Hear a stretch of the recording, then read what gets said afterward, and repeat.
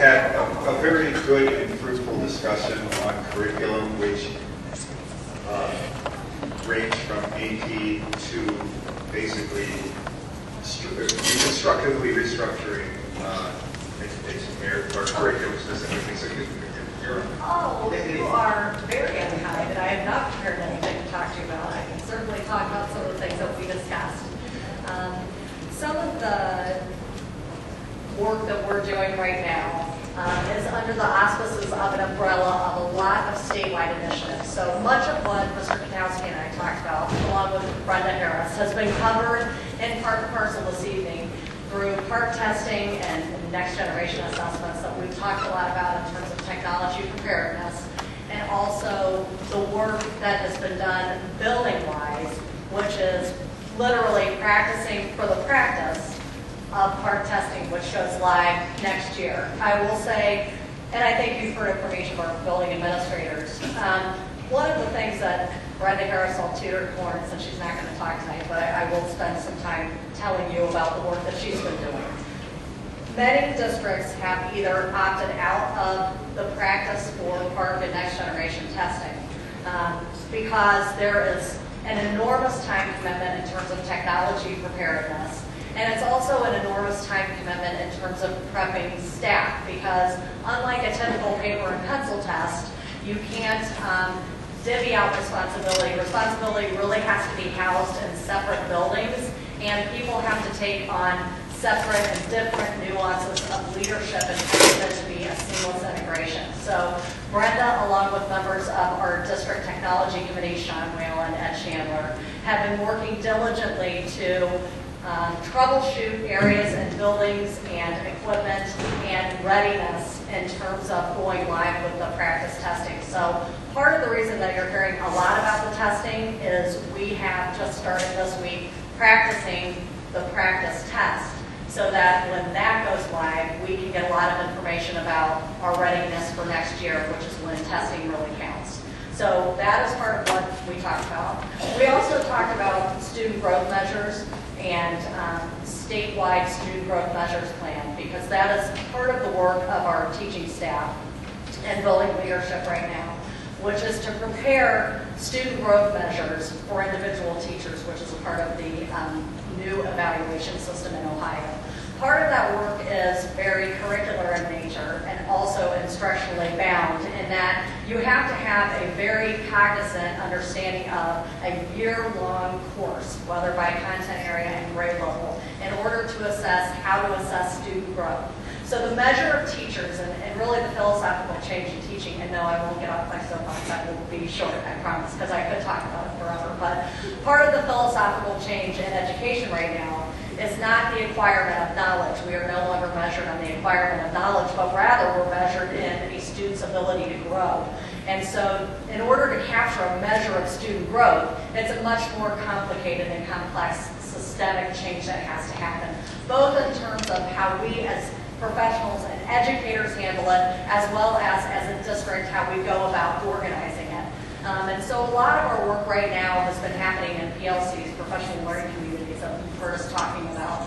But a lot of it is not only to really understand and band curriculum, but it's also an attempt to measure that in terms of growth rather than acquisition. So it's a lot more complicated in terms of how you go about preparing for the future. So that's a lot of what we talked about. It was a very heady and philosophical conversation at times, but it's certainly a lot. And the work that our teaching staff, you know, part of the reason that I think they are so well respected is because they really are experts in their fields. And so a lot of the work is housed within their PLCs. And that's really a lot of our district level work, is just really making sure that together we're focused in the same direction and paddling together. And that's really the work of the district. Could you explain a PLC, so it's not just an acronym to those who... Yes. Sorry. PLC. My educator acronym talk. You sound like Mr. Benincasic is very irritated sometimes when we... Professional learning communities are typically housed in districts where you have like content and grade level teams that talk about curriculum and instruction and data around the students that they're serving at a time. So, you know, in its inundations, I would say one of the first steps of a PLC is to really understand the curriculum and the instruction. And secondarily, to look at how you assess it and look for student growth within the PLC. So currently we have PLCs functioning in every building, in every grade level, in every content area, looking at student growth and data, and looking at the curriculum and instruction that we're giving our students. So if I were to sum it up just in a nutshell, Okay. it's a group of professional educators who get together to hone their skills. Yes. And there were two other things that we covered there, which I thought the board ought to know about. And I did send you guys an email about this, but I just want to reiterate.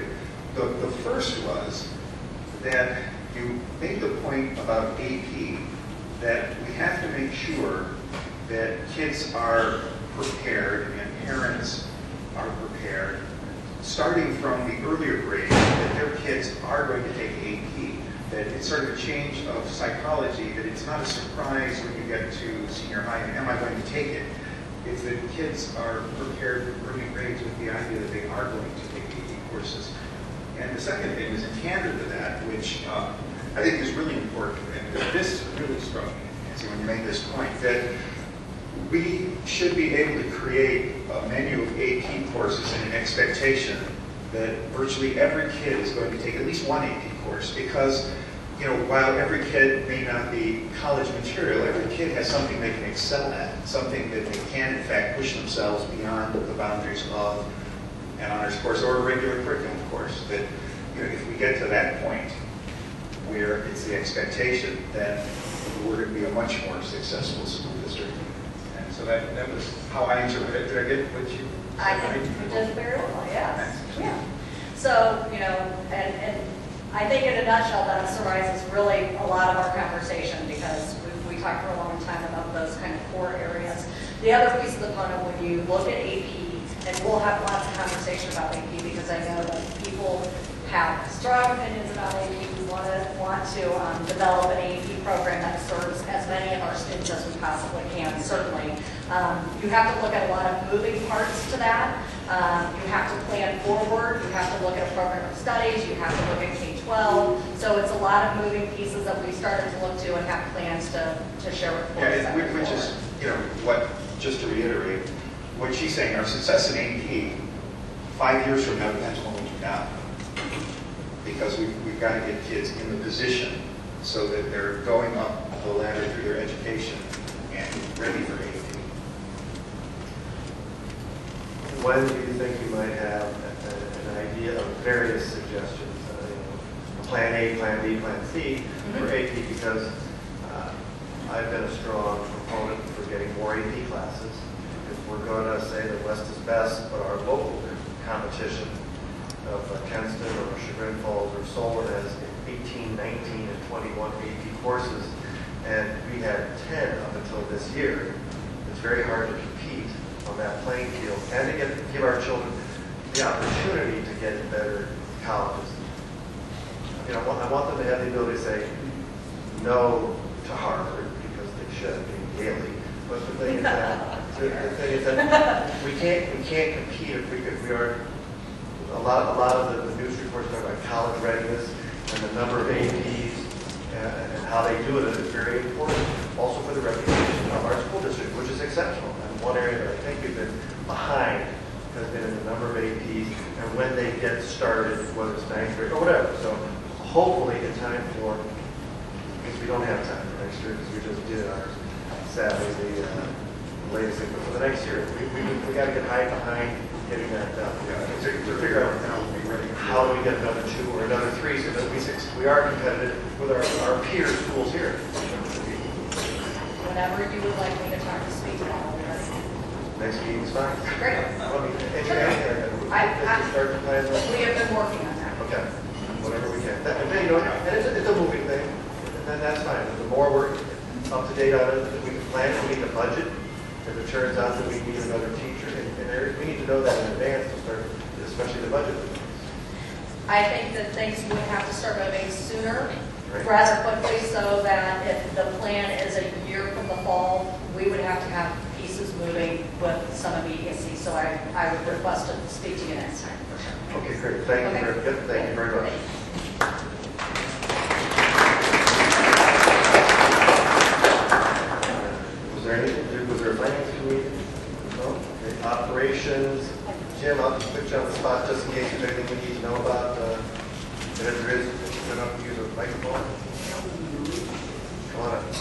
So roof report.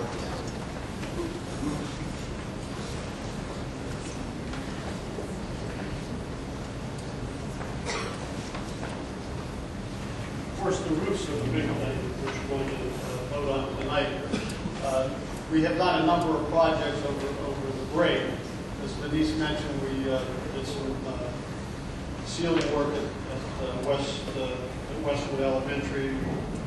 Put in some new ceilings and lighting in 6 classrooms. We had done 7 classrooms actually, and we had done 6 over the winter break. We have 6 more to do, including 2 kindergarten classrooms, which I intend to do in June. So that will complete that school. We also did the lighting project, as Jay mentioned, at the high school. That's energy efficiency as well as lighting. So we have now completed all 3 gyms in the school district, new lighting.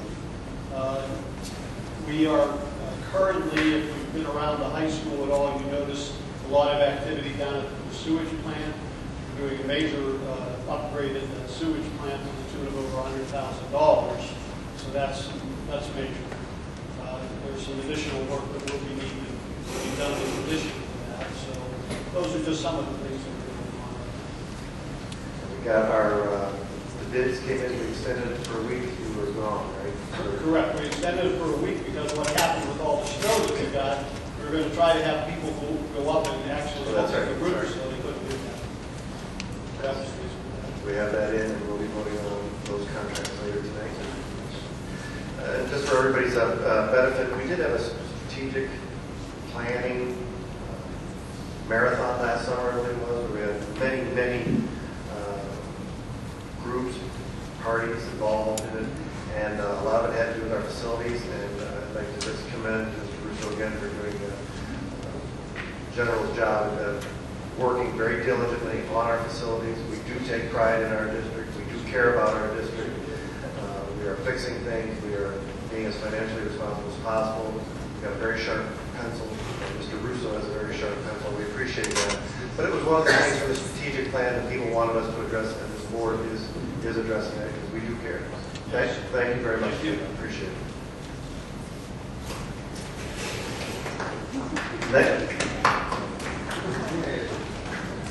The next Personnel Committee, Dr. Phillips. Yes, Mr. Palmer and I and Mr. Cotter, we had talked about, and Mr. Wilson was there too. We had talked about 3 things. One was there's going to be a need to replace one of the office, and Jeff, correct me, because I'm just wondering when we talked about replacing one of the office personnel as a replacement of a position, not a new position.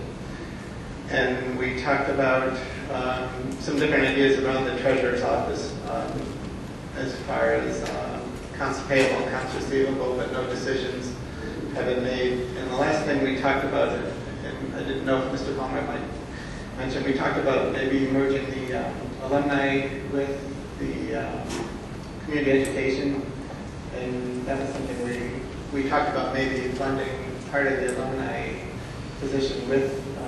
Presently, the community education is done through Chagrin, and they basically make, I don't know how much money, but they get the revenue from that.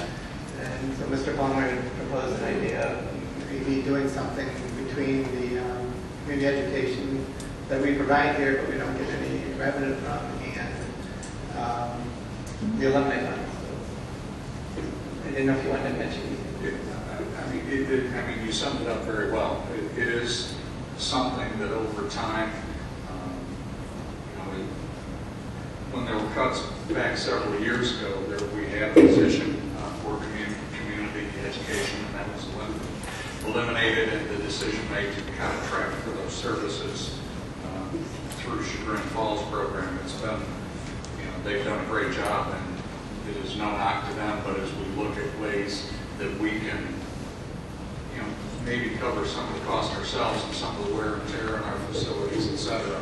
It seemed like something to at least explore, and that was the discussion we had, was taking some steps to look at it a little bit further. If we were thinking of doing it, because we proposed the job description of the alumni liaison, I guess I don't understand or know, I don't have a good grasp of the timeline, like how, would this take 2-3 months to do it? You know, I'm just trying to get like your best guesstimate. If we wanted to go that way with that, what would we be talking about? Because if we wanted, I don't know, we'd be ready to vote on an alumni position now if we're going to try to do that. But what timeline would that take before?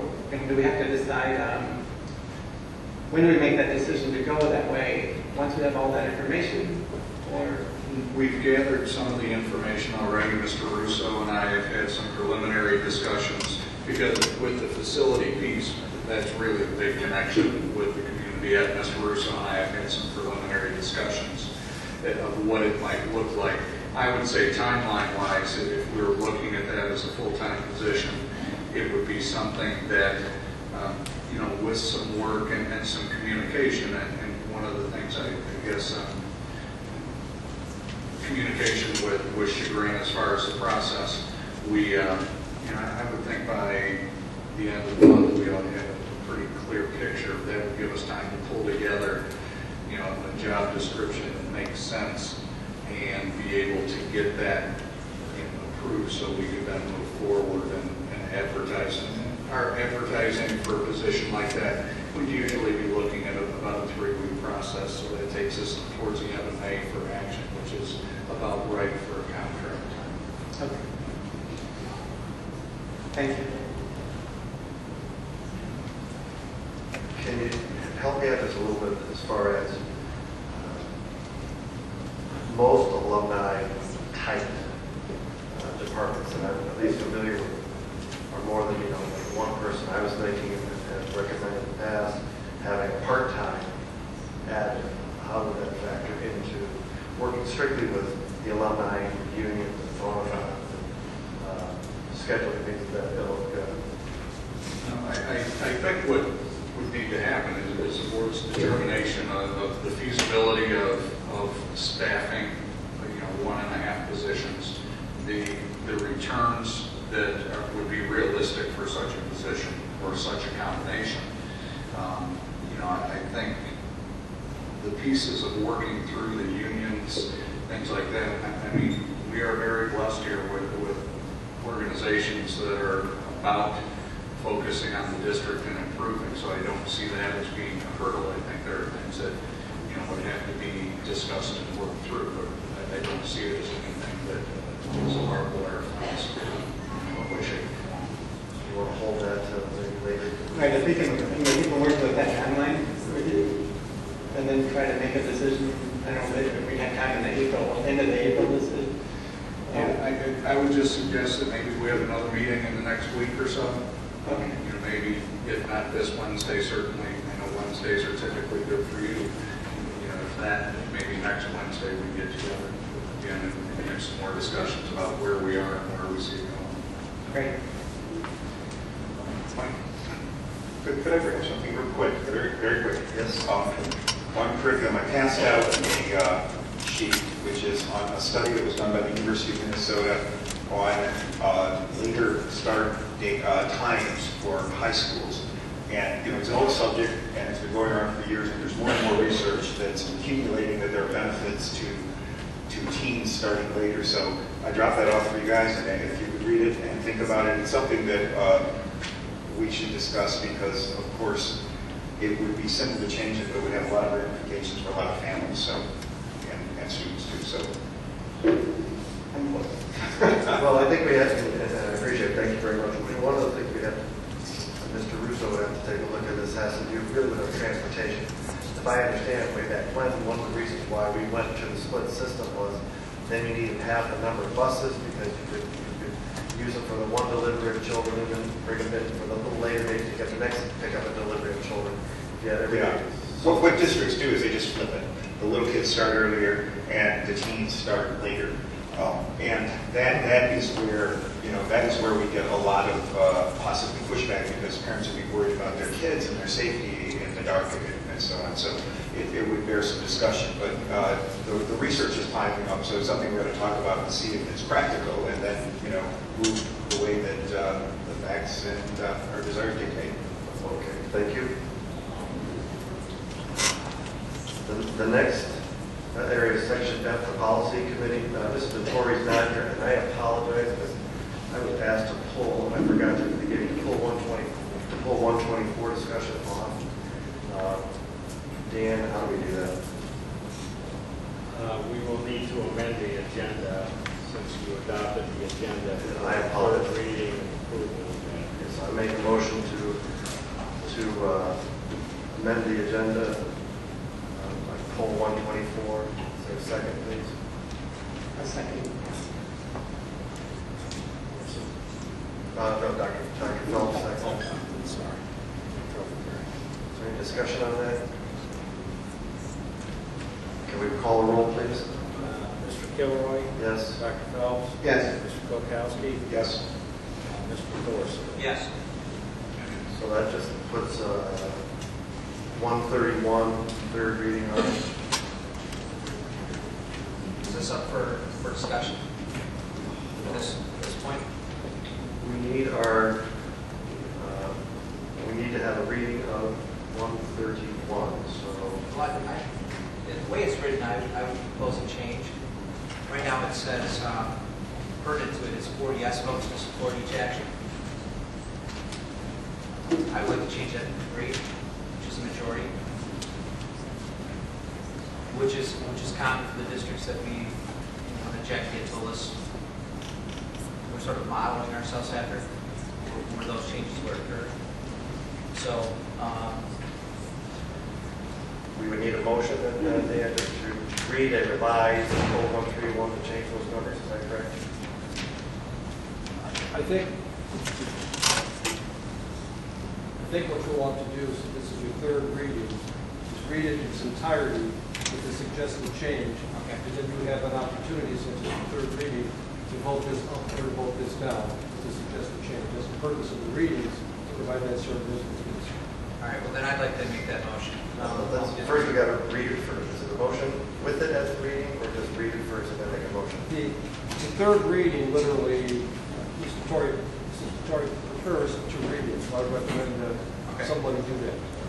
Okay, 0131 legislative. The Board of Education shall make such administrative guidelines as are necessary for its government and the government of its employees, students of its schools, and all other persons entering upon its school grounds or premises by adopting bylaws and policies for the organization and operation of this board and the school district.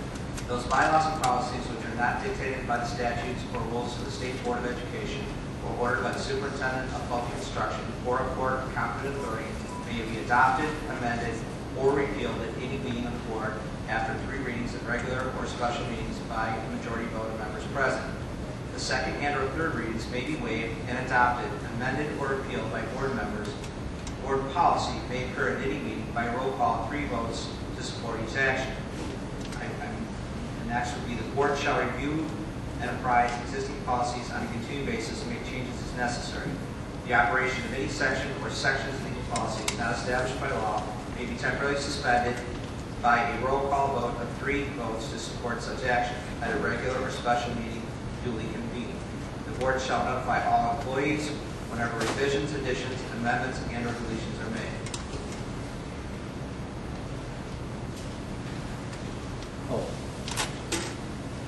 Protocol then would say, is there a motion to approve after the third reading is read? And second, in discussion. I motion to approve. Is there a second to approve as read? I'll second. Is there any discussion? To ensure I reflect this correctly in the minutes, paragraph 3 changed the number 4 to 3, and paragraph 6 changed number 4 to 3. Is that correct? That is correct.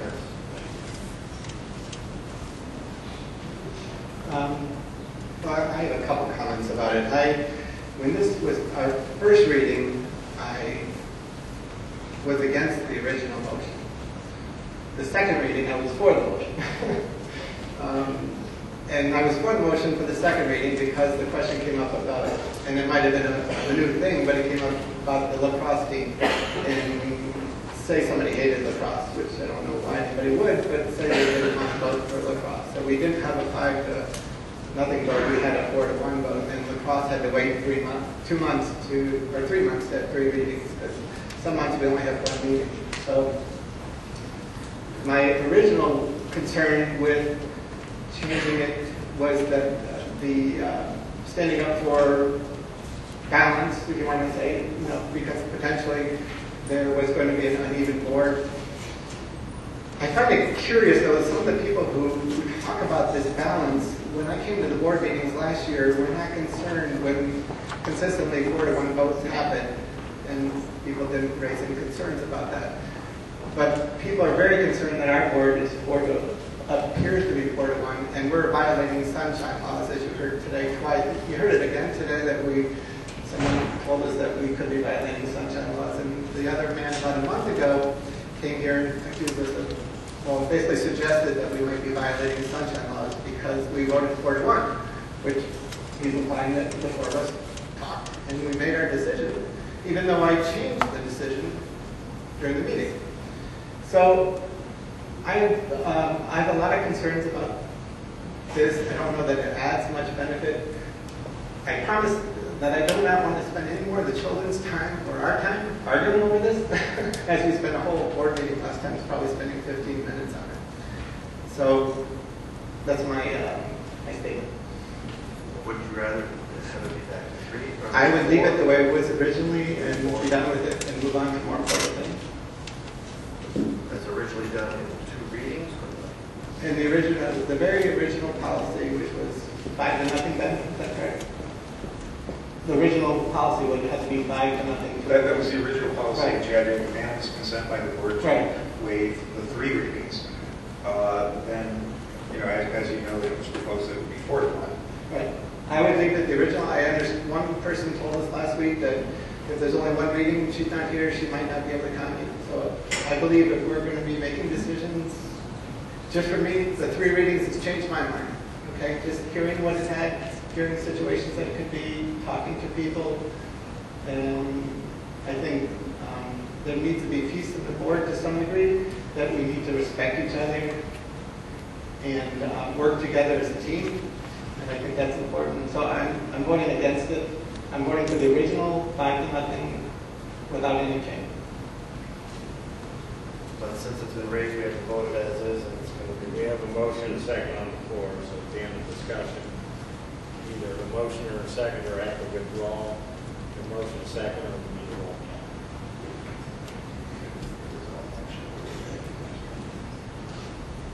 I think it'd be better, because we had some issues before discussion, this is the 3rd reading, vote it up or vote it down, and then we can go from there. Okay. Call the roll, please. Mr. Thorson? Yes. Mr. Gilroy? Yes. Mr. Kowalski? No. Dr. Phelps? No.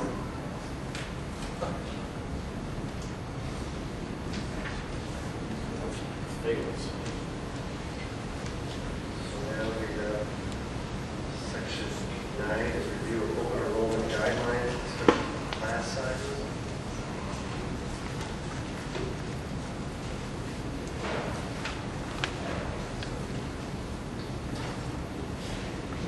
Well, again, this is me. This is my opinion, and I'm here to bring an idea to the community and to the board.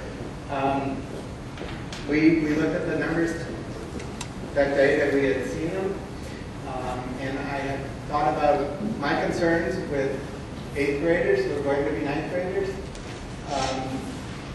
I feel like if they've been in our system for as many years as they have, and we're deciding on April 1st that they possibly won't be in our school system, to me, even though some people will accuse us of, not knowing what we're doing and just impulsively acting, in my feeling, it's better to, in my mind, make the right decision and maybe look like you impulsively did something than make the wrong decision and say you did the right thing just because you said you did the right thing.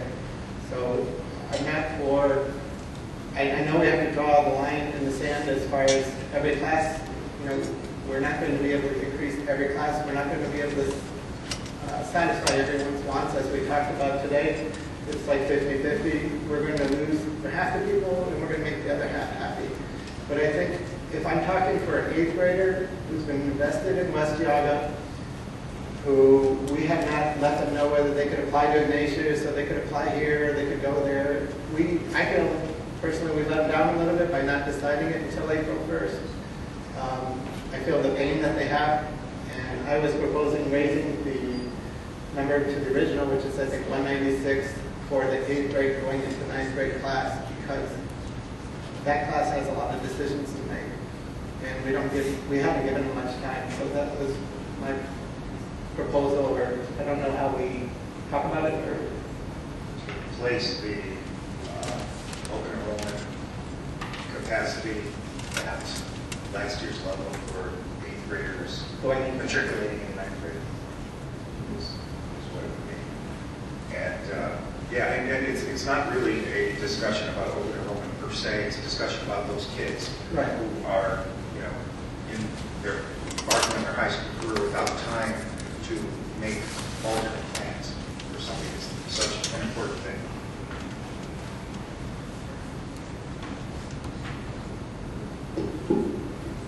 So I don't know. We have to. The only suggestion would be preferable if we could put a number in as opposed to referencing last year. Is the number that you're considering is 225?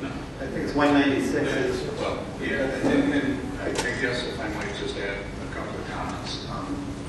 The original proposal that I presented to the board had that capacity at 195, which is one student less. That was the number that was brought forward. One student less than current. As we reviewed that, and I believe I mentioned this also, Mrs. DeTore had asked about how many students typically come in during the junior high years. Now, granted, we're talking about the end of that, and we didn't research the incoming freshmen as far as incoming numbers, but we said that there were anywhere from 30 to 35 to 45 over a 3 or 4 year window that would come in.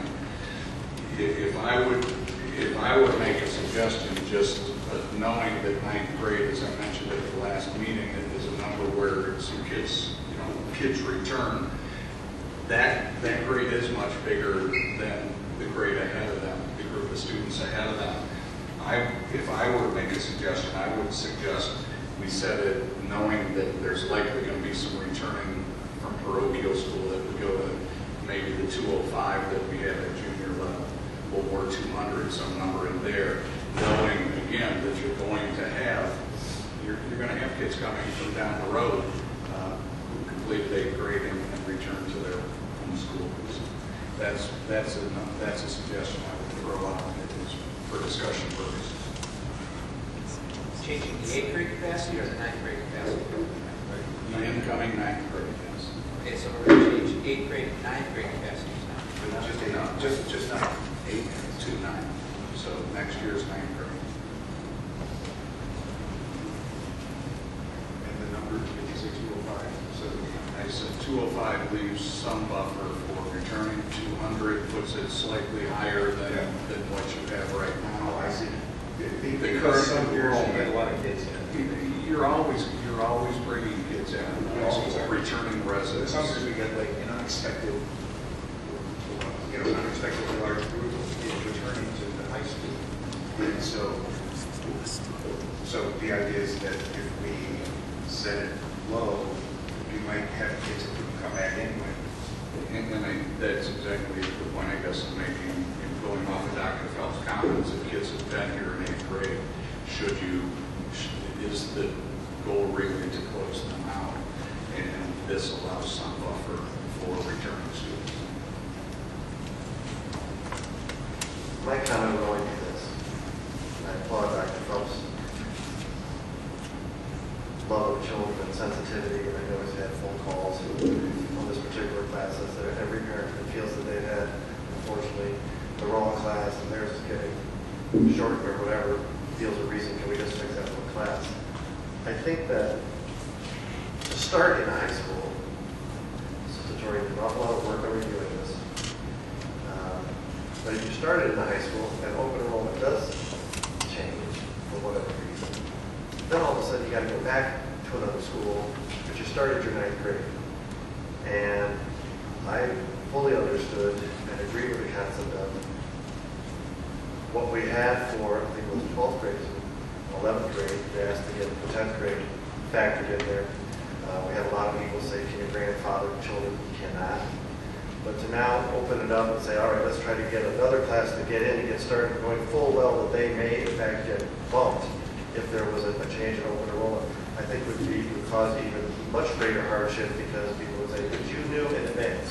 And so I have a problem changing. I know we have some spots for open enrollment children in that grade going forward. Not as many as there may be there. And we've been discussing this for 5 months. It has been looked at. We may change it right there at the time. I think there's not a day that goes by when somebody doesn't say, well, how about we just have one more spot in 4th grade, one more spot in 6th grade or 7th grade. It's a hard decision. There are still positions for open enrolled children. It was a bigger class. Unfortunately, hard decisions have to be made, and in order to go forward.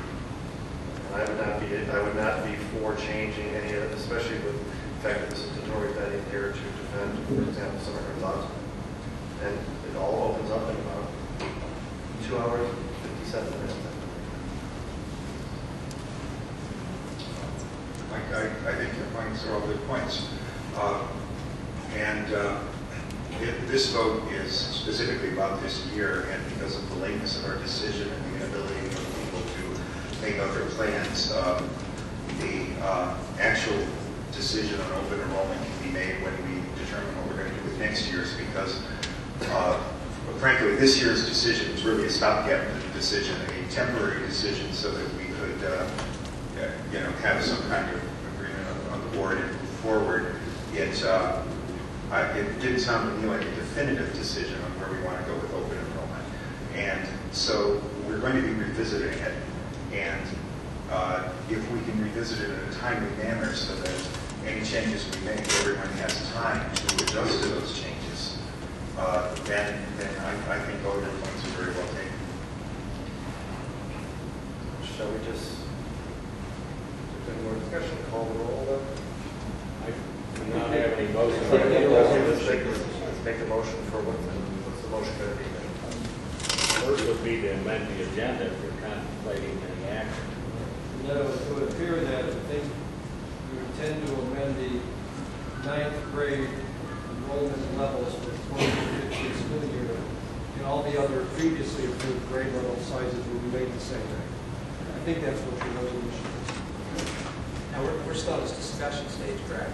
We're first to make a motion to amend the agenda. We actually had some discussion before it. So let's make a motion that we. Would you specify? I've heard 2 different numbers, 196 or I would say 205.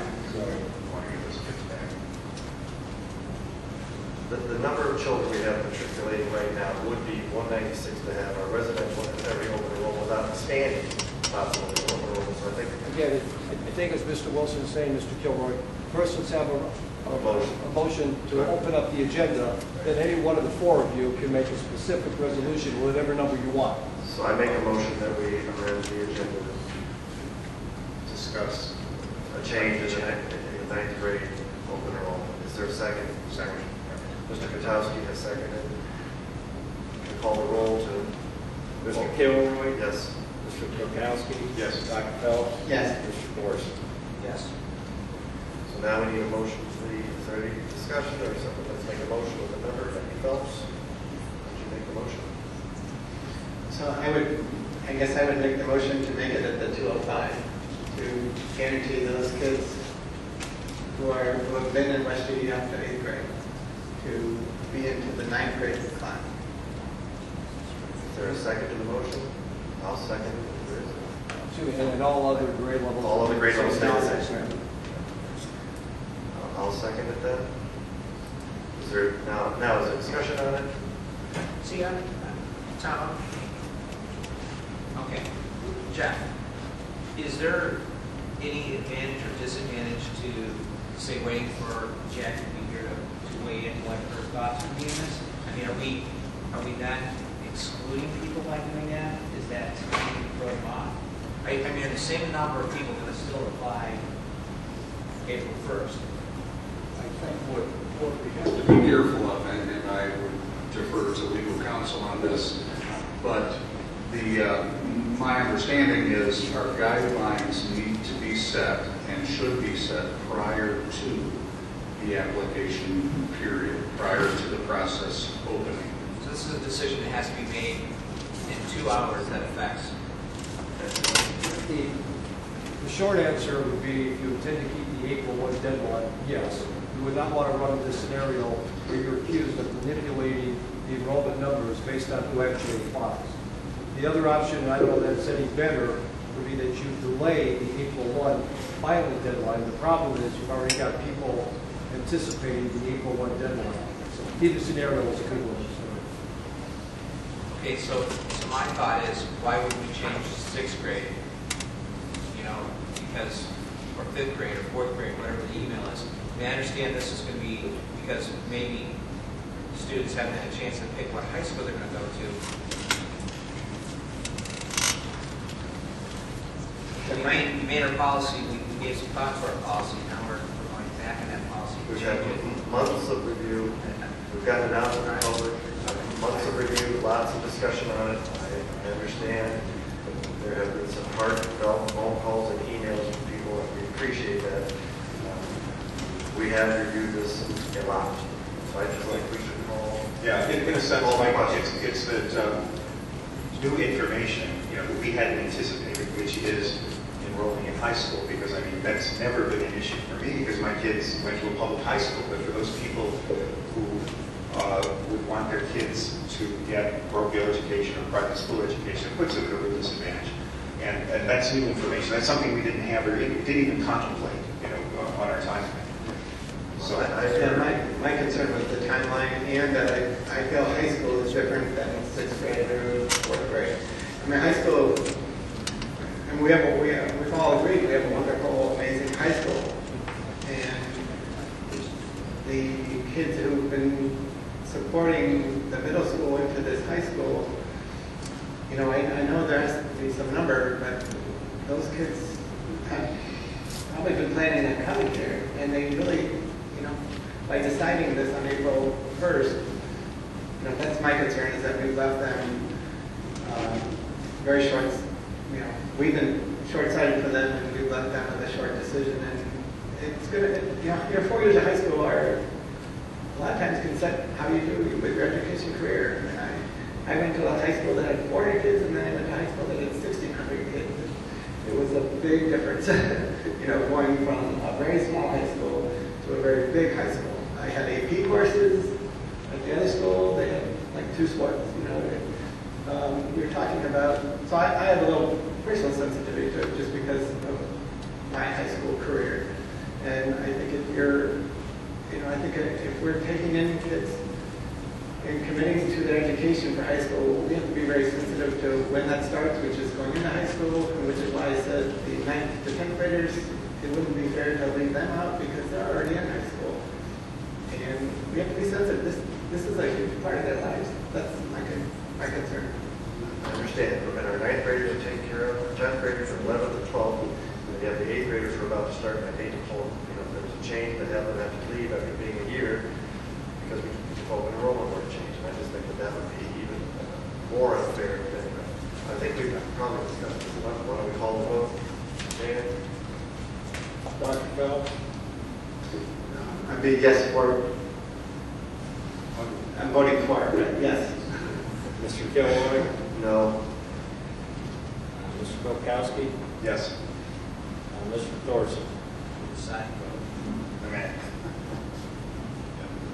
I'm sorry. I'm weighing my decision.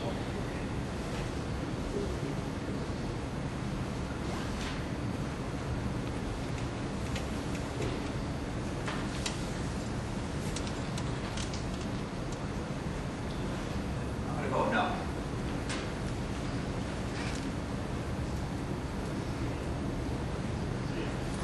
That would take us to section 10, the treasurer reports, and February finance distributed information on the month of February with the board agenda packet.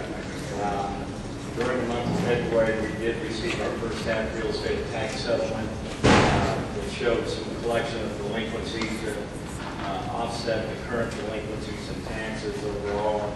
Year-to-date, both revenue and expenses are tracking close to the budget with some small favorable variances. As far as the treasurer's recommendations, we submitted the checklist for the month of February, some revisions of student activity purpose and budgets. And item C particularly, I want to take a moment to explain. As you may recall, I informed the board that the Geauga County Budget Commission declined to accept our tax budget as originally submitted, convened a special meeting and asked me to come and make a presentation. And what we determined as the outcome of that was a clerical error, not sure on which end, whether it was our sending end or the receiving end, but the Budget Commission needed assurances that we had legitimate needs for all of the permanent improvement monies to be collected from the 1 mil and 2.75 mil. What I determined is the board's action in January and the file copies that represent what we sent to the Budget Commission included a final page on the document that documented the need for the work projects, particularly we're going to consider tonight. But somehow, as the Budget Commission was analyzing our budget, did not have that final page enclosed. So after a discussion with them at this special meeting, following up with the recertification of the budget with the last page that the board adopted, the Budget Commission did accept the tax budget and submitted for a request that we approve the amounts and rates resolution that we typically do in the month of February or March, authorizing them to prepare taxes based on the tax budget. So we do have that included. We're asking approval on that. And finally, 2 routine items, supplemental appropriations, and a request to accept some deletion from inventory of obsolete equipment.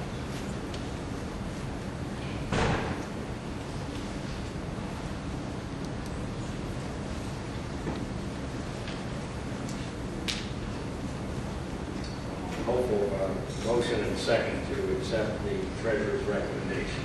Did you do both treasurer's reports and financial reports, Yes, I 10 did. and 11 together?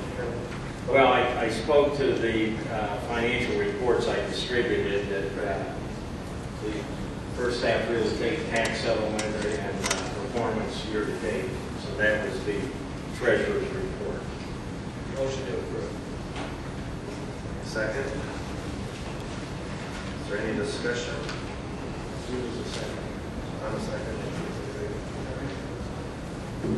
I would like to help me out here, Dan. We've had a number of I think donations, is that right? Those will be under the superintendent's report. So we have kind of supplemental appropriation. We have certain dollar amounts, I think. Correct. That's making bookkeeping provisions to allow for the expenditure of the gifts that will be that are on the agenda for example. Okay, so I'll say thank you for the gifts in advance, and when we get to the superintendent's part, we'll say thank you for the gifts again. Maybe more specificity if that's acceptable.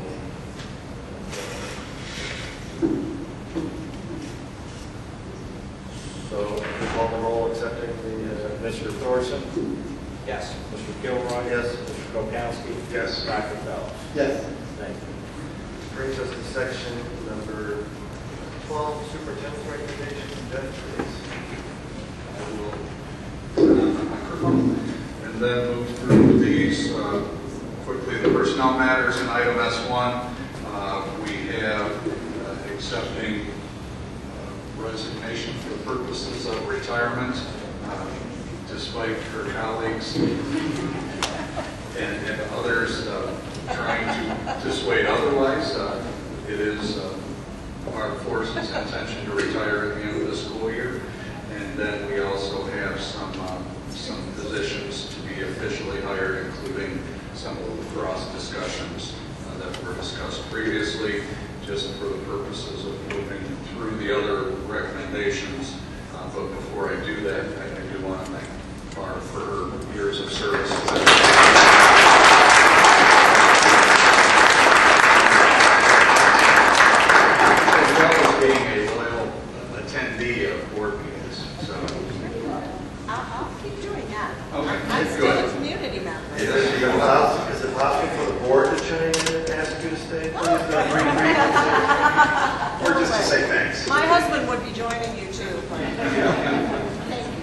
been wonderful for our district, and we'd love to have you stay longer. Happy for your decision if that's what makes you happy, but it's our loss. Thank you. Thank you for your many, many years of fabulous service.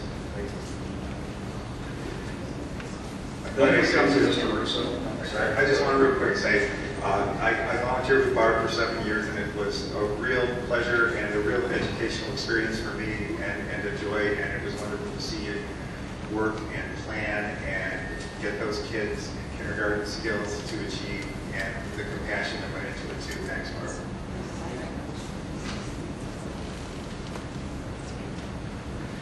Then we have recommendation from myself and Mr. Russo to accept the low bid on the roof replacement projects at Lindsay, our middle school and our high school, at a cost of $1.6 million and change to be paid for from the permanent improvement.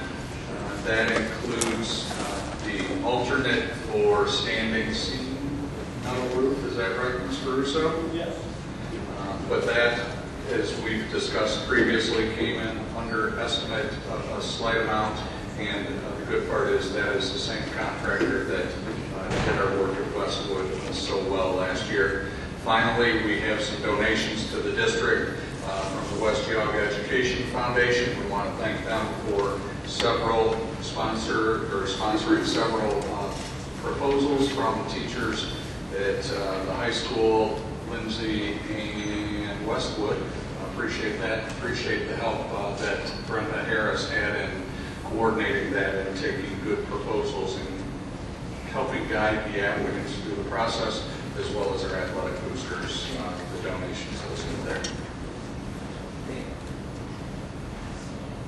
Again, thank you very much to, I've just said, teachers who support our programs on and off the field, as they say. You guys do a great job, greatly appreciated, and I want to make sure that these very significant donations are recognized. Thank you very much, all the teachers who support our school and our programs in many, many ways. Mr. Kilroy, just before there's a motion and second, there is an item C also included. Sorry, Bernie. Mr. Palmer had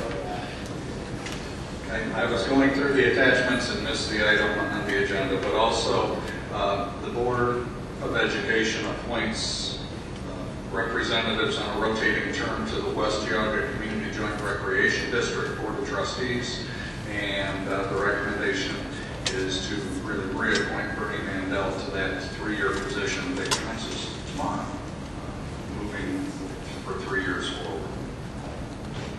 Thank you. This is not an April Fool's joke, Bernie, right? This is not an April Fool's joke, right? It starts tomorrow, just easy. So can we have a motion to accept it? We need a motion, let's say. Okay, I'd like to anybody want to make a motion to accept the superintendent's recommendations? I motion. Is there a second? Second. Is there no further? There is some discussion. I do have a concern putting a roof on Lindsay, and it's not because there's a plot to close Lindsay, but it's because without some definitive determination what we're going to do with open enrollment and what our levels of the student body are going to be, there's a real question about how we use our facilities. And it's a little more complex question than you might think, because evidently it looks like if we say put Lindsay up for sale, if we didn't have the students to fill it, if we wanted to say rearrange how we use students, put some of them up here at the middle school, like say 4th and 5th.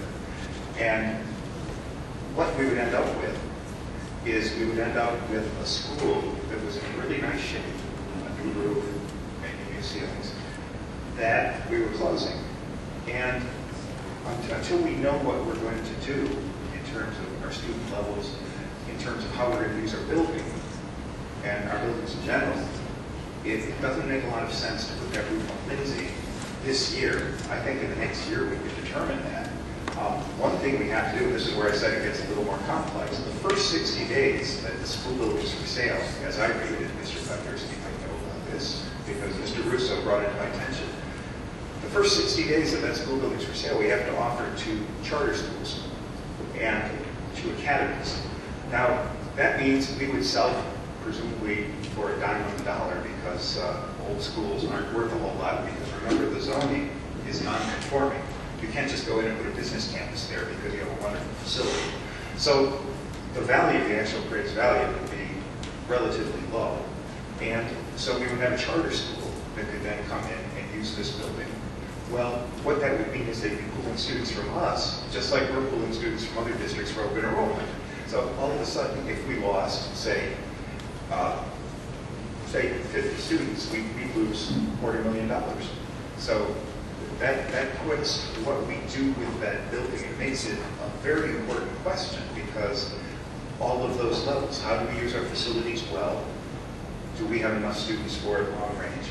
And will we, if we do in fact decide to put it up for sale, will we lose money to a charter school that might come in? You know, when Berkshire closed their schools, the one in Troy and one other were bought by charter schools, and now Berkshire is not just losing students to us, they're losing students to that charter school. And they were bought by charter schools. Yeah, the one in Troy. I was told that that one in Troy was bought by charter It's bought school. by Tom Blair. Yeah, he's operating a charter school. They rent the gym out, but they're not operating a charter school. I was told differently. I'd love to find out about that because the people told me to see. Now, the trucking company, Yeah.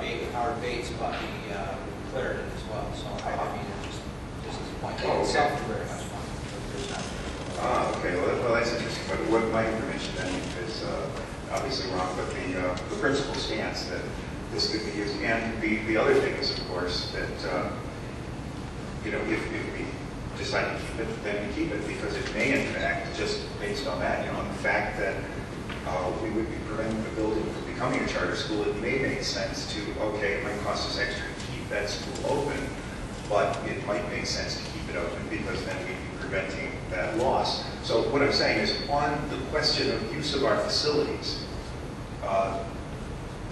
we haven't answered those questions yet. Those are all questions that are hanging out there. The absolute numbers that open enrollment ends up at, the numbers of students we have to fill that building, how we use our other facilities, and what the consequences are of keeping it open or closing. We haven't answered any of those questions, and that's why I'd like to pull Lindsay out of this because, you know, the roof, Mr. Russo says, can still be repaired. It's not so bad that it can't last another year with some repair. So the big question for Mr. Russo is, are these prices contingent on this being accepted as is? Say that again, Ben? Are the prices in this proposed contracts dependent on accepting them as is? Is it a group of, is everything one dependent on the other? At this price, It's a combination of business. yeah. So you couldn't remove one part. You couldn't remove Lindsay from this and still have those other prices be valid. Mr. Russo is saying no, not at this stage. Those are the things that he Is said. it just a question? Instead of awarding contract D, we would in effect be awarding contracts. Well, A is Lindsay, right? D is the combination. I guess, I mean, we could approve the individual contracts if that was the board's desire. They could approve the individuals, just to not approve the combination. Is that?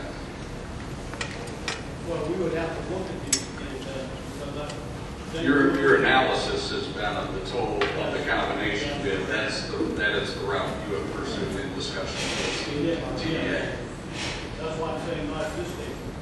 We'd have to relook at the whole thing then, because some prices are better than others. Not that it's a combination. Now, you can see this puts my whole premise in a very difficult position because these prices are, as you said before to the board, these are the early bidder prices, right? So we're saving money, a considerable amount of money, by going at this time as opposed to delaying it to eliminate Lindsay. History shows that. Yeah. That's, We're saving money, and also, Mr. Kuchowski, that we have, I just have to shake my head because we have been on the board for what, 2 years now, and the whole concept of trying to close schools because maybe we could move around 2 years to discuss maybe more efficient way to do it. That has just never come up. And so to do it at the last minute doesn't ring true for me. well, this is not the last minute. I've been talking about this for quite a while. This rings hollow because we have no study out there that says can we move people to the middle school and what happens. Right now we have residential children, it has nothing to do with open enrollment, that fill Westwood and Lindsay to such a point that we can't put the two together. So I'm just thinking at this point here, it's been discussed a lot, that we call the roll as far as accepting the bids as presented by Mr. Russo, who's done a stand-up job in evaluating and timing. We put out a levy to people telling them what we were going to do. That was the time when we were putting together a levy to say, gee, is there a different way to be doing this thing? Because maybe we don't want to have a Lindsay, and you have all that discussion at that time versus now. So Michael, if we did that, it would have been a heck of a time to do it, because when you're trying to pass a levy, you don't bring up controversial things that will really disrupt a lot of people. Because closing a school is not an easy thing. But I have been bringing this up and bringing it up. My whole point is we don't have a plan. We have no plan. No, we do have no plan for what we're going to do long-term in open enrollment. We know enrollment is declining every year by about 40 students. We know that we are in a position where we had 2,600 students. We have 1,900 and some resident students now. We know we have extra facilities. So those are things we know, but what we don't know are how we could rearrange things and how much money we'd save. And until we do that, I think it's irresponsible to spend $650,000 on a roof for Lindsay. Not because I want to close Lindsay, but because we should make this determination with facts rather than just the way things have always been done or the way things are now, or avoiding upsetting parents. Because our job is for the whole community, and our job is for fiscal responsibility so that we can spend money on students, not on buildings. We want to spend our money on students. Thank you. Thank you. Any more discussion? Can we call the roll, please? Mr. Thorson?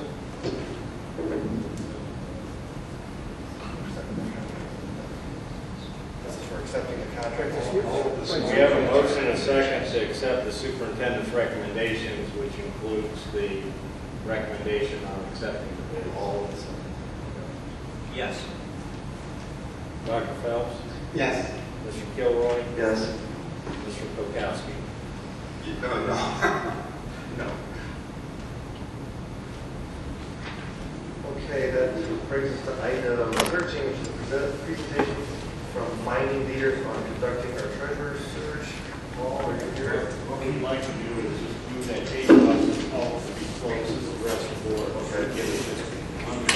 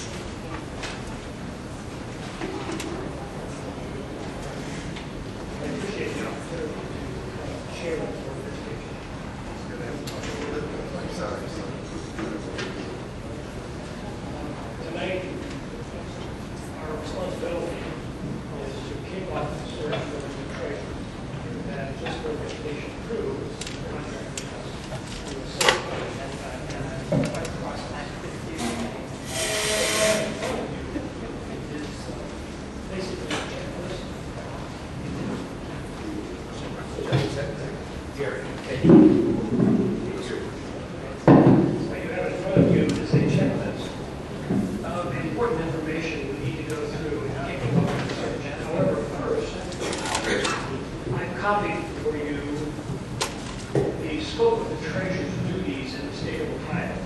You can read these on your own. However, I would point out a few of those. Under the leadership, the treasurer in the state of Ohio is a leader and an advisor to the district leadership team, including the Board of Education, in the decision-making process. Secondly, they are managers, they are guardians of the resources of the school district, and they are communicators and collaborators as they disseminate information on the financial condition of the school district. I'm saying these kinds of things because there are some really important decisions and discussions that have to follow tonight's conversation. Secondly, fiscal management, they are a distinct part of the leadership team. They develop and align policies and procedures for the Board of Education. They are an active part in the development and the implementation of the strategic plan. They follow through on sound fiscal resources, and they manage personnel under their responsibilities. Under facilities and properties, they collect, analyze, and interpret financial data, budgeting, forecasting, decision-making, manage fiscal accounts for the district, using standardized accounting processes, and they make sure all of the state and federal laws are met in relation to the finances of the district. Can we, excuse me, Mr. Dahlhofer, can that look through? Excuse me. Go ahead. Under communication and collaboration, to work with the Board of Education, the administration, in the building of capital assets, secure financing, capital projects, risk management practices, oversight, analysis of all financial implications, communication, financial reports to all stakeholders, including Board of Education, administration, community members, and collaborating with internal and external stakeholders. And then they also have the responsibility to the profession. The next page, the profession of treasurers. All of these are wrapped into the standards for the treasurer in the state of Ohio, as well as superintendents now have standards in the state of Ohio, as do business managers, teachers, and all of those components have their own assessment, their own evaluation process linked to those standards. Now, for conversation and decision-making processes, in my previous conversation with Michael, we talked about full-time, part-time, shared services agreement. Before we begin a search for a new treasurer, we need to have a real clear understanding of what we're looking for. So is it the desire of the board to have a full-time treasurer, a part-time treasurer, or to seek some shared services agreement, either with perhaps an educational service center, or an adjacent district, or another district would have an adjacent. So I'm throwing that out for conversation. That will guide our search process. We bring somebody out of Ohio where they're in charge of the year and provide a relocation package. Are we, these questions, are we responsible for moving them here? Another question? That is a decision the board would have to make, and that would be one of the questions. It may be difficult to bring a person outside of Ohio because of the licensure issue. Okay. In your, did you help Sharp? We did not. Sharp, I think they did it themselves. Okay. We've done about 7 or 8 treasure searches this school year. In Ohio. And do you find there's a great pool of candidates in Ohio? There's a very, very, very narrow pool of candidates in Ohio. Extremely. This is the most difficult position to fill in the school district. I'm sorry, in the other districts, did you poll out of state? Did some of them elect to do that? And were there? I believe, I don't think we take any applications from out of state and re-advertise nationally. Just to add that, the last position I know that was filled by an out-of-state candidate was Cleveland Municipal Schools about 8 years ago. The gentleman came from the office around the Detroit schools. With that one exception in the urban district, I'm not aware of any. Again, there's not reciprocal licensing agreements with other states. There's unique license standards in Ohio. So I'm not aware of any out-of-state placements other than Cleveland Municipal. I would say it's impossible, highly unlikely. So we're now still talking about full-time, part-time shared services. Is this something you'd like us to fill out and we can scan to you as far as versus talking for an hour and a half tonight? We could, this conversation could take 60 minutes to 90 minutes tonight. Is this something that we could do and then get back to you? You can do this and get back to us. By the end of the week, if people have any problem getting this done over there? Will you be able to reach a consensus without sitting face-to-face having this conversation, especially about... How can we do that and not run afoul of sunshine law? If you're going, you can send your individual thoughts directly to Mr. Pendleton. Yeah. But if you want to be aware of the influence of other individuals, Mr. Pendleton's correct, you're going to need a meeting to do that. So you can't be sharing your thoughts with each other via email or telephone calls. Or we could just fill it out and send it to you. And you could just put them together. We're probably going to have a meeting at some point, or we're going to have 60 minutes now. So I think the major issue here we are facing is this question of order. The other issues would be very easy to fill out and send in terms of strengths and concerns and problems and experience. Those issues I can collate, I can gain consensus. I think one of the things that we have right now, for example, Mr. Wilson with us comes from Mentor, and one of the caveats was to seriously look at the structure of our financial areas. And I personally have been a strong proponent of trying to share services. I think a lot. We see a lot in the state of Ohio, it's not me, but districts sharing or trying to share or discussing sharing, especially during our economic times. So it's not my idea. And one of the things is if it's good for the goose, it should be good for the gander. So we have various jobs, I guess, Dan, what you call it, within our treasury department that you're looking at that Mentor may be able to do for us. So if we had a restructuring of our treasurer's area, I think that would dictate how much is more maybe part-time or shared or full-time, because you have to know what your treasurer is managing. Certainly, that conversation would need to precede your decision about full-time, part-time, or shared. And I would also suggest that you pay attention to standards, because if you determine part-time as a result of contracting out to Dan or other districts, part of the responsibilities of the treasurer's office, then what, from this list of responsibilities, what would you not want a part-time person to do? Mike, help me out here. My takeaway from the personnel committee meeting last week was the committee was going to recommend to the board to contract out accounts payable service. That was a pretty comprehensive discussion.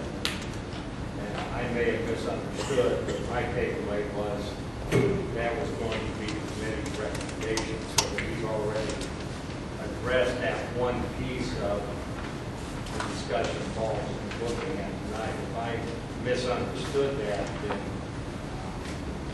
we need to do something different starting tomorrow.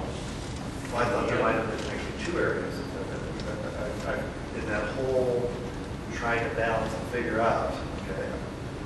But didn't we, am I mistaken, in the personnel committee meeting, the committee was going to recommend not filling an accounts payable position, contracting them out, right? Not filling, that's the one that just got vacated when our person left to go elsewhere. Correct. Right.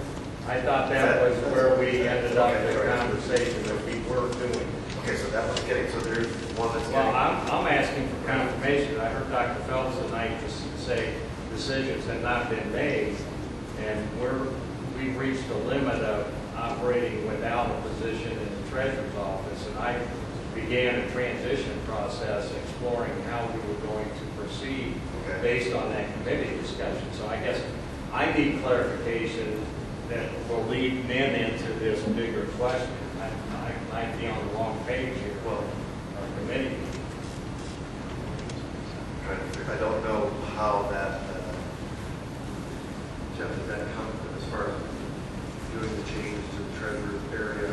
How was that involved? The conversation that I recall is, as Dan was mentioning, that we talked about needing to have somebody, we needed some help in the treasurer's office, and the opening in the area was accounts payable, if nothing else, for the remainder of this school year, as I recall. And I think Jeff and I had proposed one option that we discussed in great detail, and then went to a different option that the committee proposed to contract with Mentor to do. I thought we reached a decision point at the committee. That was your recollection, Jeff? That's correct. And that's the accounts payable? Okay, so when the accounts, so if you take the accounts payable gets outsourced to Mentor as a starter. At least at the committee level, I thought that was what was going to be recommended. Well, we didn't have, I didn't see a motion anywhere. Do we need a motion at that time to do that? Vote on it? We will at the next meeting. Oh, okay, so. But I thought that was a decision made. It was just a matter of Execution. creating a form for execution. Okay, fine. So that leads into Paul's discussion. One of the 3 staff positions in the treasurer's office is now going to be contracted out rather than staffed internally. Okay. I think Fine, so now I felt that's where we landed. Right. isn't that the accounts payable, so, right, is that right, accounts payable? Correct. So, when, Does that automatically then say to me, or is that the decision you have reached and you're looking for a part-time or shared services? would that, I haven't reached it. Dan, how would that start And it could be to? low listening. We still, if you go back to Paul's quick overview of the scope of the treasurer's office and the fiscal management of the district currently has 3 staff positions in addition to a full-time treasurer. The personnel committee is recommending that we reduce from 3 staff positions to 2, given there's a vacancy, contract out the accounts payable services, which will relieve some daily engagement in the fiscal management of operations from the treasurer. Whether that one piece is enough to go from full-time to part-time, I think we need deeper discussions on that, but if that's ultimately the goal, and I think in the committee meeting, we even discussed over the next 12 months if there were any additional opportunities, what would we do? And in that context, what I'm getting from Mr. Pendleton is that the direction the district's going, and so whether we're there today or we're going to be there in 12 months has a significant impact on answering question number 1. I think the recommendation, my thought would be full-time, just exactly how, first of all, if we want to attract somebody, I'm not so sure if part-time would be something that would attract somebody. What is your professional opinion on that? In my opinion, if you're looking at part-time, you're probably looking at a retired person. That's not all bad at all. Does it open up the candidate's pool for, I'm just curious. Part-time would close the candidates pool significantly. Okay, so then I think if we don't want person that, so I'd rather have be full-time, and you're looking for a direction on that. I have a strong feeling or no feeling of full person. You could do, because you could do full-time, still be sharing a service, well, actually, you're sharing a service and how you're doing it. Shared service. That's not actually part-time. Okay, so I would suggest the full-time in order to have a large salary pool. incentive. Full-time? Now, let me briefly leaf through these questions and invite you to write and send them to me, a few exceptions, okay? By the way, if you haven't seen a cut report, I only have one copy, just put it off myself, but you might want to look at that. Ted, you can put that off and share it with the board, but it gives you a lot of... Send it out. Okay, good. Dan, send it out. It gives you a lot of statistical data about schools. Let's talk about number 7, experience. Will you require previous treasurer experience, or would you accept an assistant treasurer or somebody who's worked at a large school district in a treasurer's office? I think it would be helpful to someone to be an assistant or always work in line, especially with the option of perhaps I can work with that particular candidate. So just so you will know, it's my understanding that Chardon just hired an assistant treasurer just recently, and we did the Kinston search last fall, and they hired a person from CMS Cleveland on staff in the Cleveland Treasurer's Office. So do assistant treasurers all have treasurer license? Where do they get to the, what level do they have the treasurer license? Or? They do not have to be a treasurer or an assistant treasurer to receive a license. Oh. License is a matter of, I believe it's 2 courses, Dan, and $300. $300 And a bachelor's degree in a bachelor's. Okay. So that's not very long. So I like Dan's idea. The question is, if we hired a person who is an assistant treasurer or had their treasurer's license and they worked in another capacity, would you think you'd be able to find a candidate who had the breadth of experience so that they knew the whole spectrum of responsibilities? That would be a desire, certainly. And I don't think you would be interested in anyone who did not have an understanding of the full spectrum. Yeah, because I can see, especially in the larger school district, somebody who's in one part of the whole apparatus, right? So they would be, yeah. So it would be somebody from like mid-sized school district, basically, is looking at seeing that problem. And so you'll know the process. We will advertise this position, and I have a suggestion I'd like to share with you. And we will paper screen, we will do the initial interviewing. We'll bring you about 6 candidates, could be 7, could be 5, depending on quality. Then we will ask you to interview those 6, narrow the field down to 2, to do your own due diligence on the final 2, and bring the final 2 back for the second round of interviews. That's typically our process. Just to add that typical type of first-time treasurer either comes out of the state auditor's office that's had extensive background in the regulatory side and operational side of schools, someone that's an assistant treasurer in a bigger district, as Paul just referred to, or on occasion someone that's a finance director or assistant finance director in the city, where there's a lot of comparable skills. There's some uniqueness, obviously, to higher revised code for K-12 institutions. But those seem to be the 3 types of people that go into a first-time treasurer's job. Is there ever people are in private practice? Yes, yeah, they do. As a matter of fact, there's an communication guy from Columbus area who was in private business. It is not unusual for private business people or city finance directors, for example, to secure a treasurer's license. Not unusual. The problem becomes one of the understanding of the scope and responsibilities of the treasurer and meeting those responsibilities. They have limited exposure. What would you say, Tim? Yeah, the biggest challenge is it's a complete reverse of regulatory work. In the private sector, you can do anything you want unless there's a law that says you can't. In the public sector, you can't do anything unless there's a law that says you can. So it's a very different mindset as you approach strategic and management and implementing fiscal management strategies. The regulatory world is just backwards. So I understand the experiences. I assume there are no internal candidates, no one presently on your treasurer staff.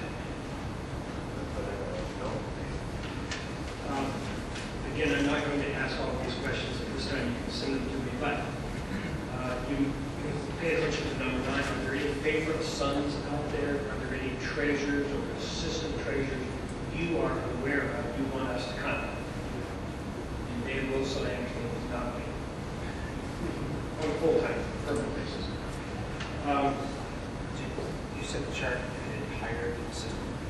It's my understanding, yes. Do you know what this would be? Yes, I do. Madison? No. It's orange. Okay. Assistant treasurer in Madison. I had a favorite son. Do you know the name?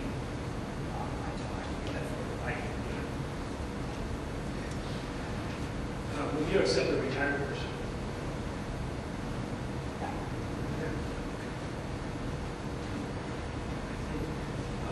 I'm going to share the timeline I developed based on searching for people. This is the path. We're going to change the people.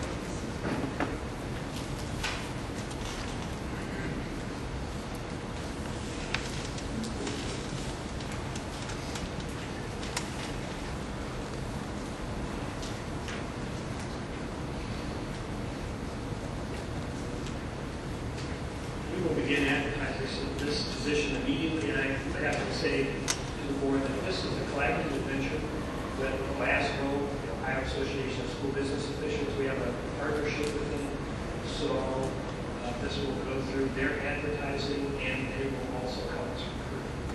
We'll begin advertising immediately, given about 7 weeks for advertising and recruiting. Advertising isn't enough in today's world. With a treasurer or a superintendent for that matter, or a high school principal, we've got to actively recruit and vet. We'll begin our screening and interviewing the week of May 26th. We'll report to you our findings. The week of May 2nd, we'll set these dates up. We'll ask you to interview the week of May 9th, first round, and spend the week doing your due diligence. June. And we will give you suggested due diligence activities. Then the week of June 23rd will be your second round interviews. And you may want to engage other people in that process. That will be a decision to talk about at a later time. And then by the end of that week, we ask you to make a decision with the contract negotiated for the new person. And if the board desires, we negotiate the contract on behalf of the board, and the contract to be developed by legal staff. But going into the interviews, based upon your decisions, the candidates will know the parameters of the contract. That is, they will know the salary range between these two people. They may not know their exact salary, but they'll know the range, and they'll know the multi-year contract, and they will know health insurance provided. If we have a possible retired person, is there anything to do with 30, 60 days or anything like that before they can start? Therefore, I'm just wondering, does the contract long start August 1? We have to have these things done 6 days prior to that or anything like that? I think only if they are recently retired. That there is a time period in their day, great, 60 days, I believe. So they would have to, we would have to be, if we wanted to get anybody that was possibly considering retiring, then we'd have to have some of that interviewing done by,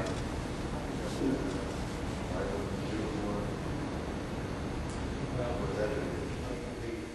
The regulations for the pension system is that if it's not a 60-day break in service, the entire rehired person forfeits the pension for either 1 month or 2 months. There's no prohibition against being reemployed. The penalty for not serving that 60-day waiting period